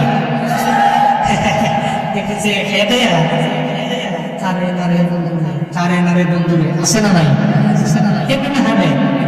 আমি একদিনে গাঞ্জা করে জিজ্ঞেস করছিলাম, কি রে গাঞ্জা খেয়ে কি মজা বুঝবা দিই? হ্যাঁ আমার কর, বুঝতে তো বুঝি না। আপনি যে গাড়িটা বলেছেন না, আমি গাঞ্জা খেলে গাড়িটা আমার গাড়ি, আসলে তোর তো এই গাড়ি না, তবে এটা মনে হয় গাড়িটা আমার। এই যে চারদিকে ডান বাম যে বিল্ডিং দেখতেছেন না, এই মনে হচ্ছে সব আমারও। মানুষ যেন যা আছে গেলে আমারই মনে হয়, মনে সব আমার বাড়ি দিয়ে আমার বল, সব ধরে আমার পেয়ে গেছে। তেলে গান যেমন দেখে কিন্তু হালাল না হারাম, বল না হালাল না হারাম। এই নেশা দ্রব্য সেবন করা হারাম, এই স্পোর্ট হারাম, এই বলেছে এই জন্য মাঝে মাঝে কিস্সা কই, এক দুই মদ ঘুরের কাহিনী। দুই বন্ধু মদ খাইছে, খাইয়া মদ্যপান করে মাথা মাথা টালটুল হইয়া ধরে এরা হাঁটতেছে গুলিস্তান দিয়া, গুলিস্তানে হাঁটতেছে। এক বন্ধু আরেক বন্ধুরে কয়, দুইজনে কিন্তু মদ কয়, বন্ধু গুলিস্তানের এই 10 তলা বিল্ডিং রাস্তার পাশে ছিল, রাস্তার মাঝে কেমনে যার কাছে কয় হ্যাঁ আরেক বন্ধু, একজনে কয় আরেক বন্ধু মিলে কয় হাসি তো 10 তলা বিল্ডিং রাস্তার পাশে ছিল, রাস্তার মাঝে কেমনে। তো কি করা যায়? সমাধান হলো চল দুজনে ধাক্কাইয়া সোজা করে দিই। 10 তলা বিল্ডিং রাস্তার মাঝ থেকে বলে রাস্তার পাশে ধাক্কায় দুইজনে মিলে ঢাকাইতেছে, দুইজনই মত কর ঢাকাইতেছে সমানে, মোটামুটি 10 মিনিট ঢাকাইছে। বুঝলেন 10 তলা বিল্ডিং ঢাকাই ঘাম দিয়ে নাকি শরীরে যেটা সিগুন ঘাম দিয়ে নিছে, বিকেলে গেঞ্জিটা দিচ্ছি না সুবা সুবা গেছে বন্ধু কাপড় সুবড়ে খুলল খুললা ফর ধাক্কা রাস্তার কাছে গিয়া কাপড়টা ফুটে খুললা রাস্তার মধ্যে রাখছে। 10 তলা বিল্ডিং সমান ঢাকাই দিচ্ছে। গুলিস্তানের চোরে আবার কাপড় চোপড় রাখছে, দেখে গুলিস্তানের চোর তো ফার্স্টে আপনি বন্ধু করতেছে যা পাইছে, যা পাইছে পাইছি নিয়ে বেচালাম একটু পরে 100 150 50 টাকা বেচালাম, যা পাইছি তাই না।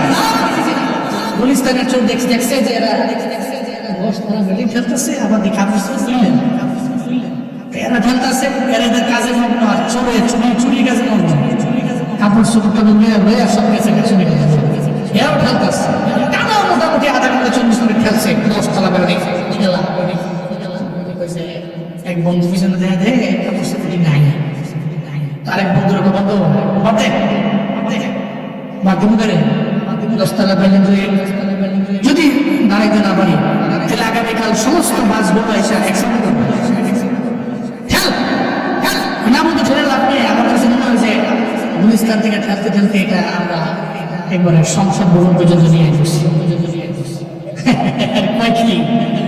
কি প্রশ্ন করছে তোমাদের পিছনে ফিরে দেখ, সেখানে কাপড় চুপড়ি রাখছিলাম ওইটাই দেখা যায়, কাপড় চোপড় যেন রাখছে এটা বোঝা আছে না, সুরে সুরি বেড়ে রয়ে গেছে বুঝতে পারে না। 10 তলা বিল্ডিং খেলতে খেলতে আর মাজা বাঁকা, এই জন্য মদ্যপান করা আদাল পাগড়া, এজন্যই মাদকদ্রব্য সেবন করা হারাম।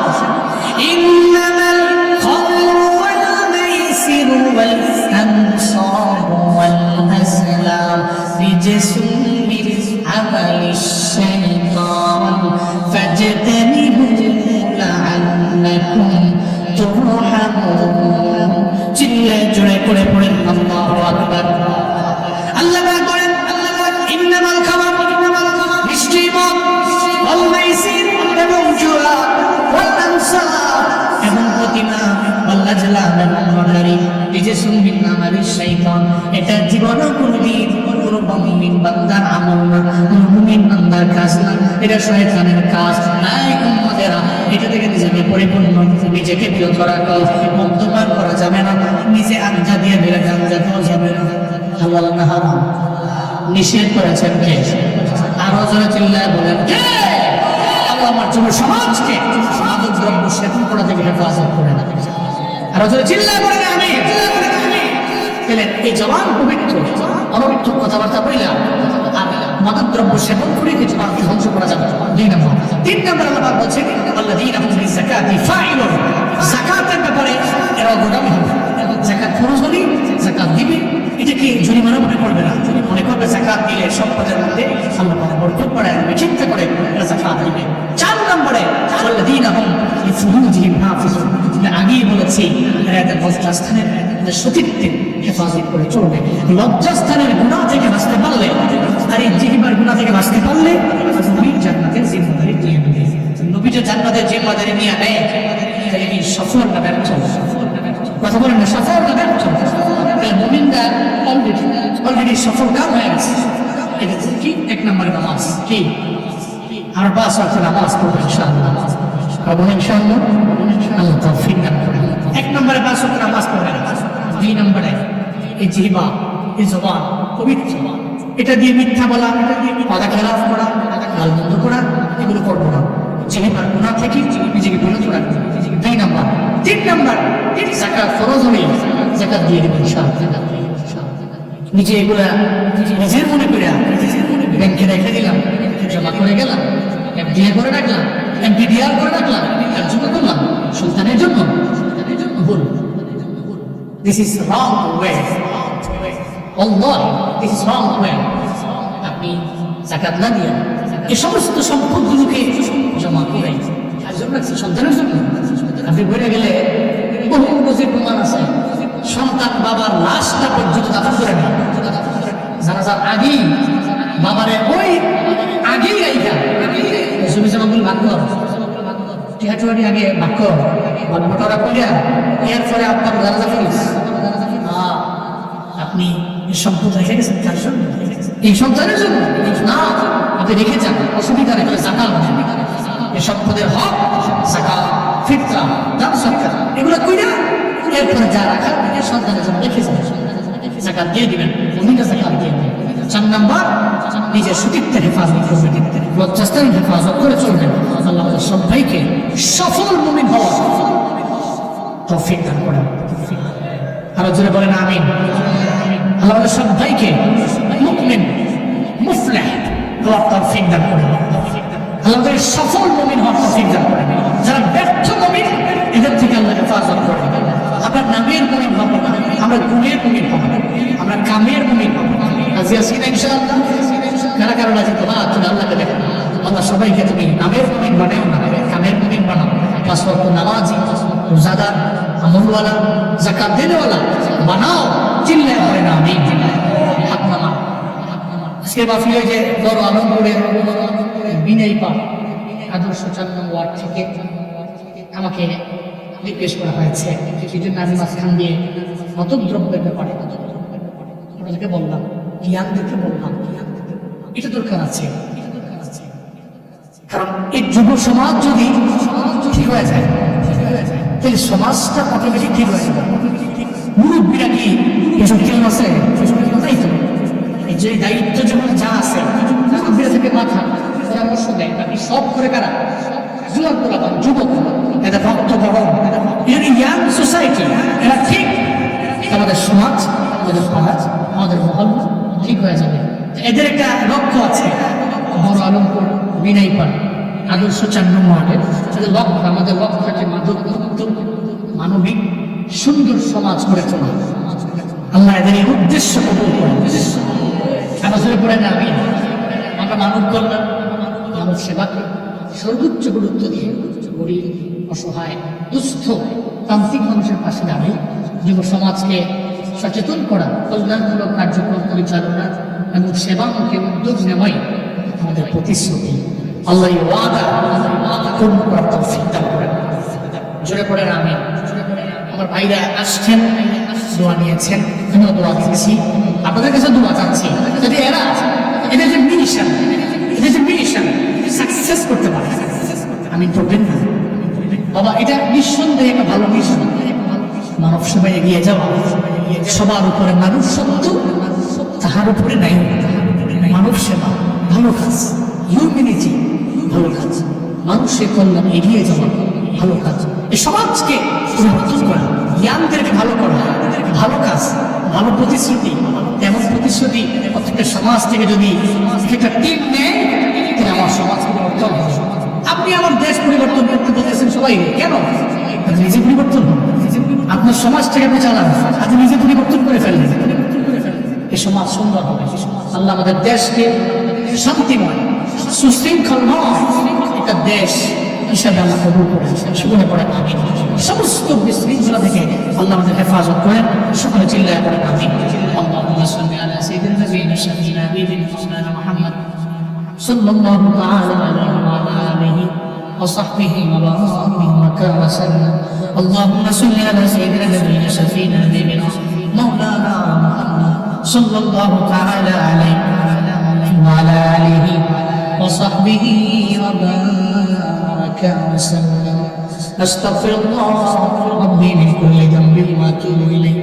لا حول ولا قوة إلا بالله العلي العظيم.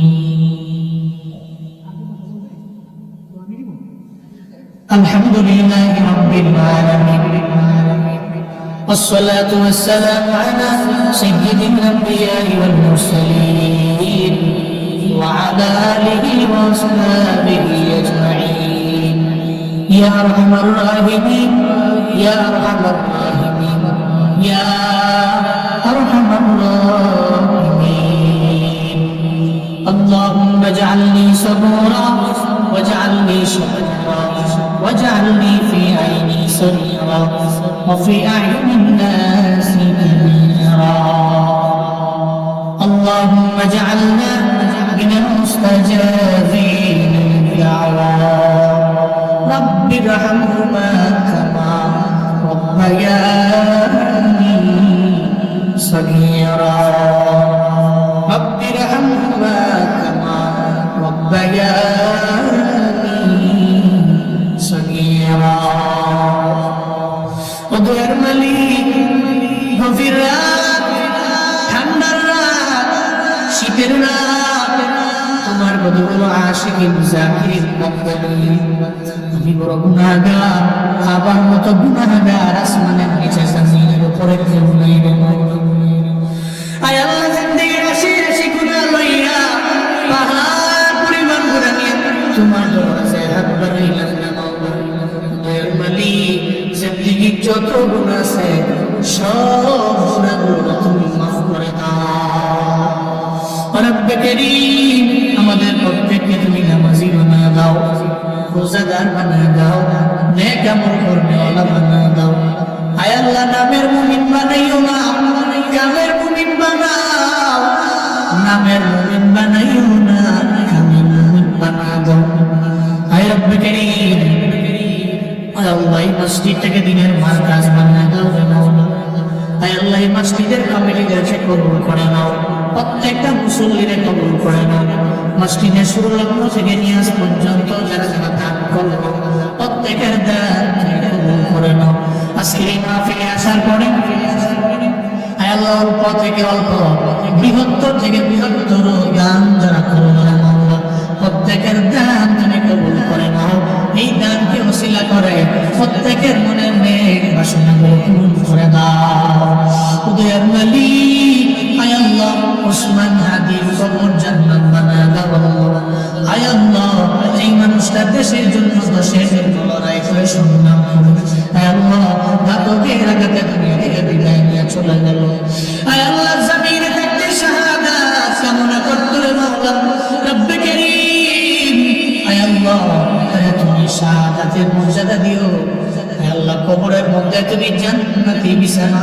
বিছায় দিও রে মাওলা ও দয়ার মালিক আয় আল্লাহ তার 8 মাসের সন্তান আয় আল্লাহ সন্তান বড় হলে জীবন বাবা পাবে না আয় আল্লাহ বাবা পাবে না আয় আল্লাহ সন্তানটার জন্য বড় মায়া হয় সারা দেশের মানুষেরা এই সন্তানটার জন্য দোয়া করে দিল রব্বে কারীম তোমার হাতে দিয়ে দিলাম হে আল্লাহ ইয়াতিম সন্তানের জিম্মাদার তুমি আজও আমার মাওলা ওদের মালিক তার ওয়াইফ তার মা তোমার হাতে দিয়ে দিলাম জিম্মাদার হয়ে যাও হে আল্লাহ সিহতে আফিয়ত দিও হে আল্লাহ সবরের খাতায় নাম উঠে হে আল্লাহ ধৈর্যশীলদের অন্তর তুমি বানায় দিও রে আমার হে রব্বে কারীম হে আল্লাহ আমার দেশ শান্তির দেশ বানায় দাও হে আল্লাহ আমার দেশের জিল্লারা সৈনিকেরা যে সেনানীরা হে আল্লাহ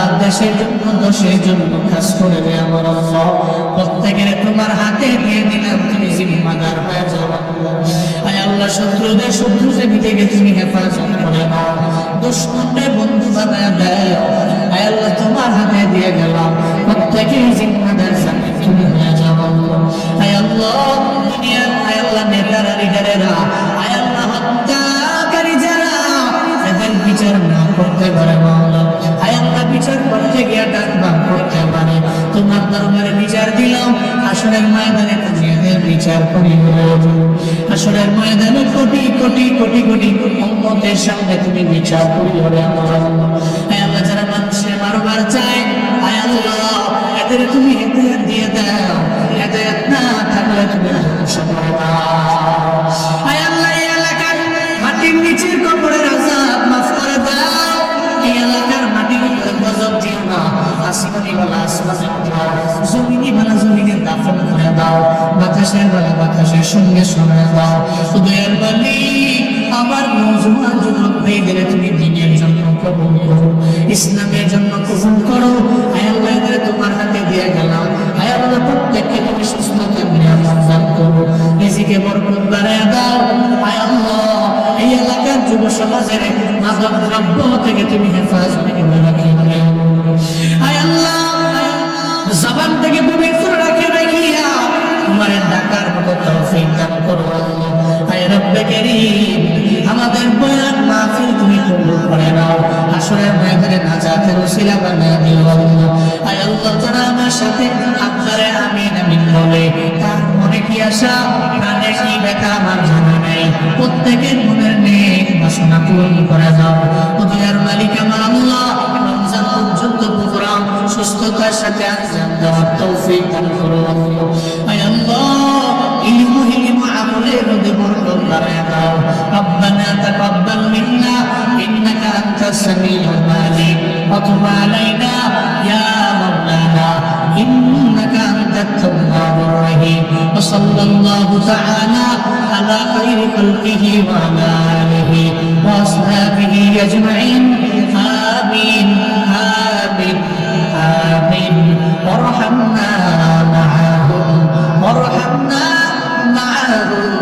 واجعل آخر كلامنا عند الموت لا إله إلا الله محمد رسول الله. الحمد لله الحمد لله الذي خلق الإنسان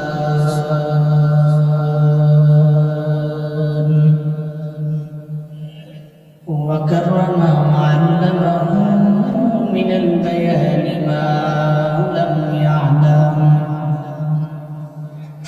فسبحان الذي لا يحصى امتنان باللسان ولا بالقلم.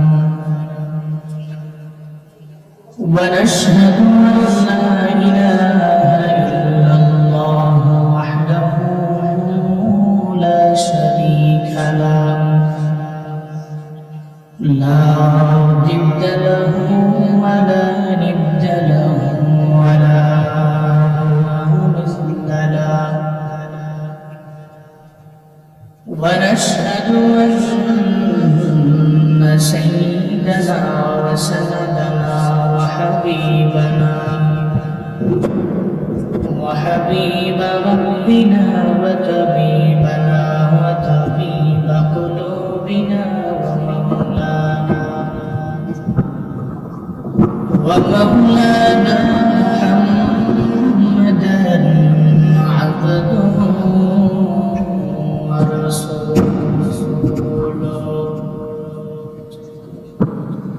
صلى الله تعالى عليه وعلى آله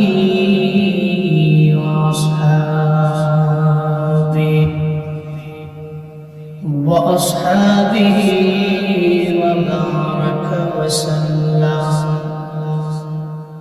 وبارك وسلم تسليما كثيرا كثيرا.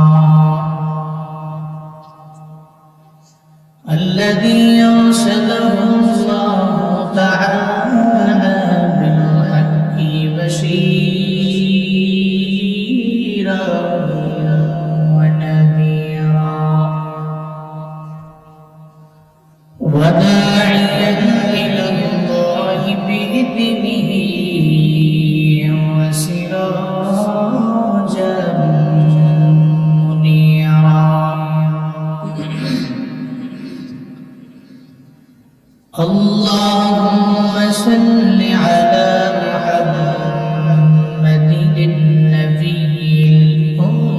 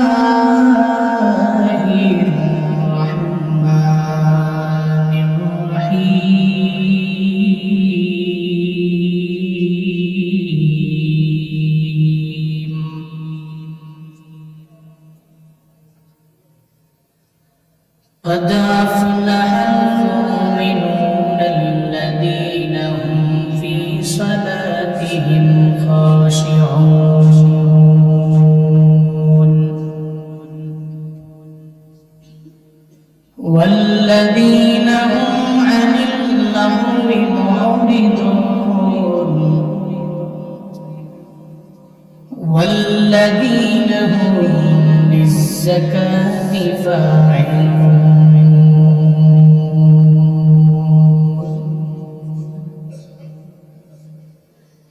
والذين هم لفروجهم حافظون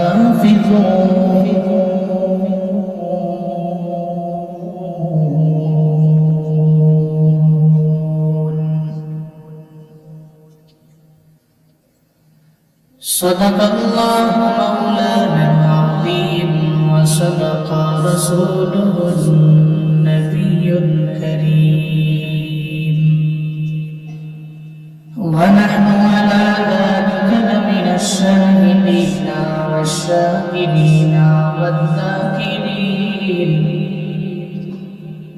والحمد لله رب العالمين.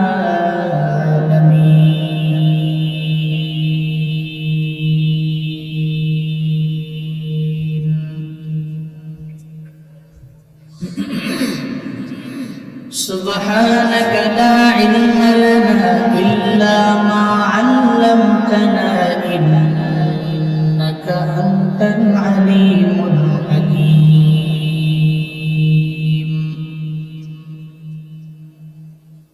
رب اشرح لي صدري ويسر لي أمري واحلل عقدة من لساني واحلل عقدة من لساني يفقهوا قولي.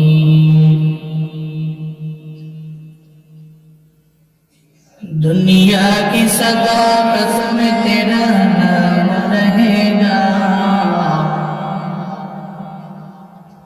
दुनिया की सदाकत में तेरा नाम रहेगा, सिद्दीक तेरा नाम से इस्लाम रहेगा, सिद्दीक तेरा नाम से इस्लाम रहेगा. दुनिया की अदालत में तेरा नाम रहेगा, दुनिया की अदालत में तेरा नाम रहेगा, फारूक तेरा नाम से इस्लाम रहेगा,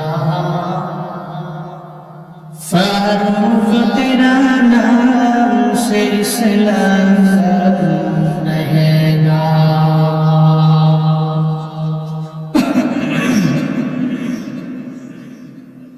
বড় আলমপুর দক্ষিণ পাড়া বাইতুল আমান জামে মসজিদের উদ্যোগে আয়োজিত বার্ষিক ওয়াজ ও দোয়ার মাহফিলের আজ 22শে ডিসেম্বর 2025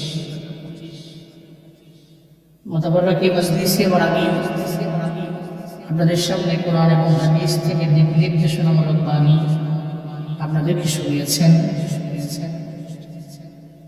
সুমধুর কণ্ঠস্বর বিশিষ্ট ইসলামী চিন্তাবিদ,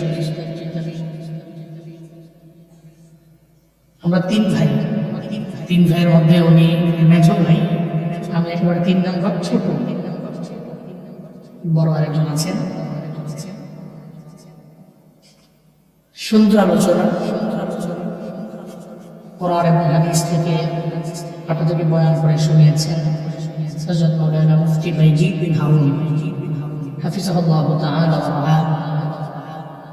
আজকে এই মাহফিলে কথা বলেছেন দেবিদ্যার সরকারি রিয়াজউদ্দিন পাইলট মডেল উচ্চ বিদ্যালয় জামে মসজিদের সম্মানিত খতিব, বিশিষ্ট ইসলামী চিন্তাবিদ, সুমধুর কণ্ঠস্বর হযরত মাওলানা মুফতি আওলাদ হোসেন মুরাদি দামাত বরকাতুহুম। কথা বলেছেন হযরত মাওলানা মুহাম্মদ মাইমুন বিন হুসাইন ফারুকি দামাত বরকাতুহুম, হযরত মাওলানা মুহাম্মদ আব্দুল বারি জিহাদি দামাত বরকাতুহুম। আজকে মাহফিলের সভাপতি হাজী আব্দুল সত্তার মাস্টার সাহেব পরওয়ারপুর, সহ সভাপতি জনাব মোহাম্মদ আবুল কাসিম মেইকা বড় আলমপুর, প্রধান অতিথি জনাব মোহাম্মদ জসিরউদ্দিন লন্ডন প্রবাসী, আমন্ত্রিত উলামায়ে কেরাম অনেকেই রয়েছেন, শিল্পী হাফেজ কারি শহীদুল্লাহ নাইম ভাই আপনাদেরকে দারাজ কণ্ঠে রাসূল শুনিয়েছেন। এই মাহফিলের জন্য অক্লান্ত পরিশ্রম করেছেন কমিটি ইয়াং সোসাইটি, যাদের অক্লান্ত পরিশ্রম এই মাহফিল দাঁড়িয়েছে। আপনারা কিছুদিন আলোচনা শোনার লক্ষ্যে ময়দানে বসে আছেন। শুরুতেই আমাকে একটু উচ্চ কণ্ঠে উচ্চ আওয়াজে জবাব দিবেন, সুন্দর এই মজমাটি পেয়ে আপনারা খুশি না বেজার?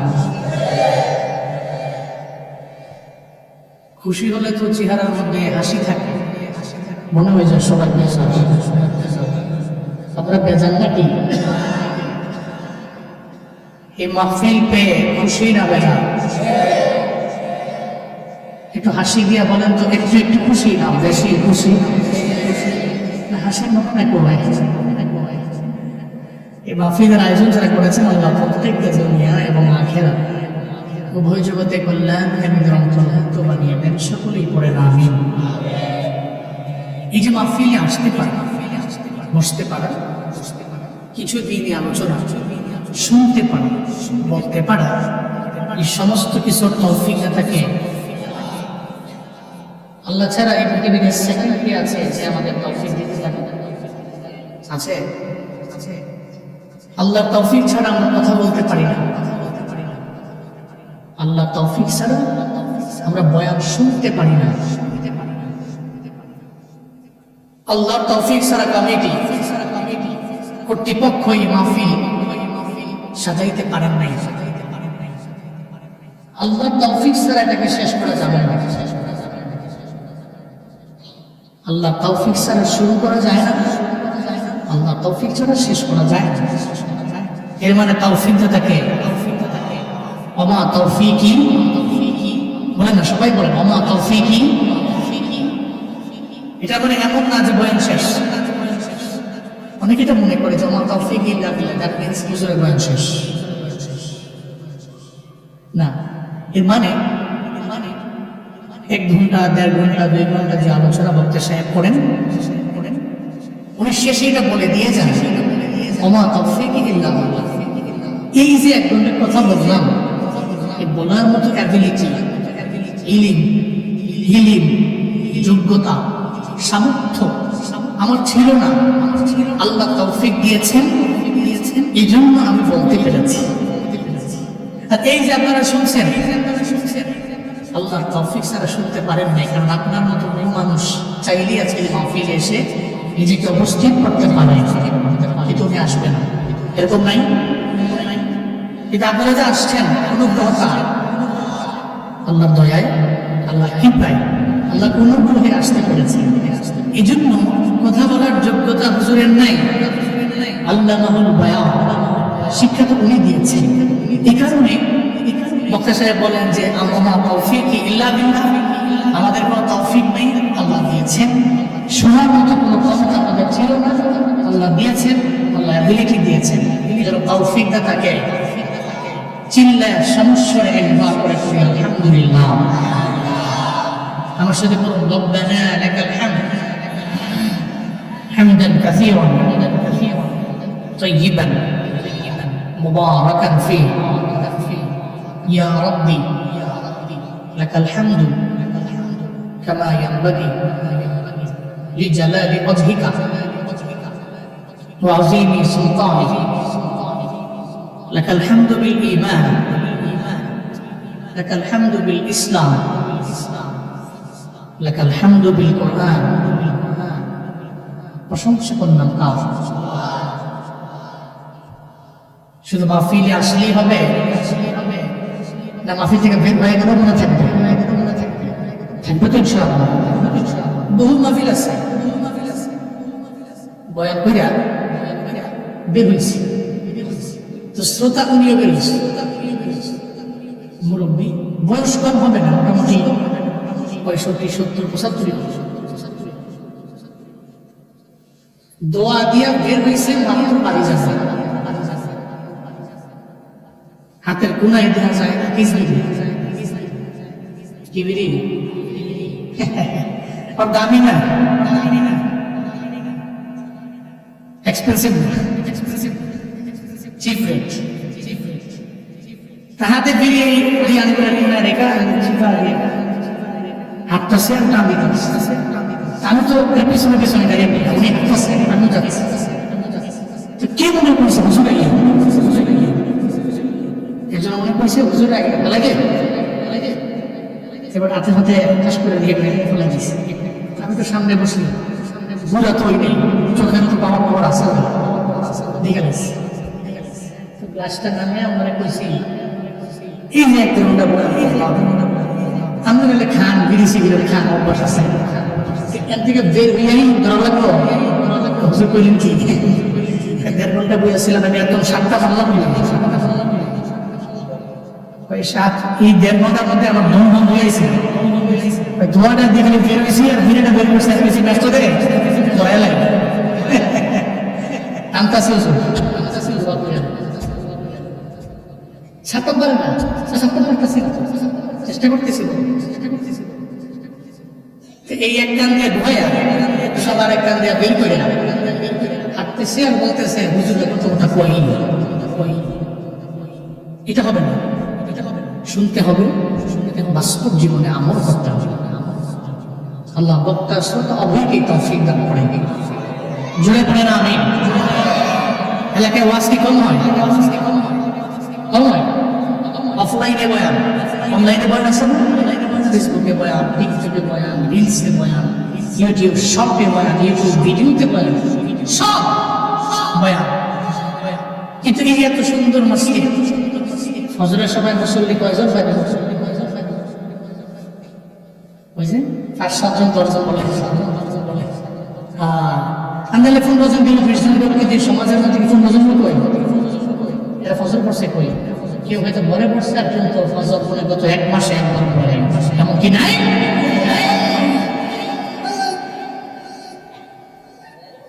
গরমকালে না না বুঝছে না, বুঝছে না, কে বুঝছে না, থাকে কিছু কইও না, না হওয়া বুঝে না থাক।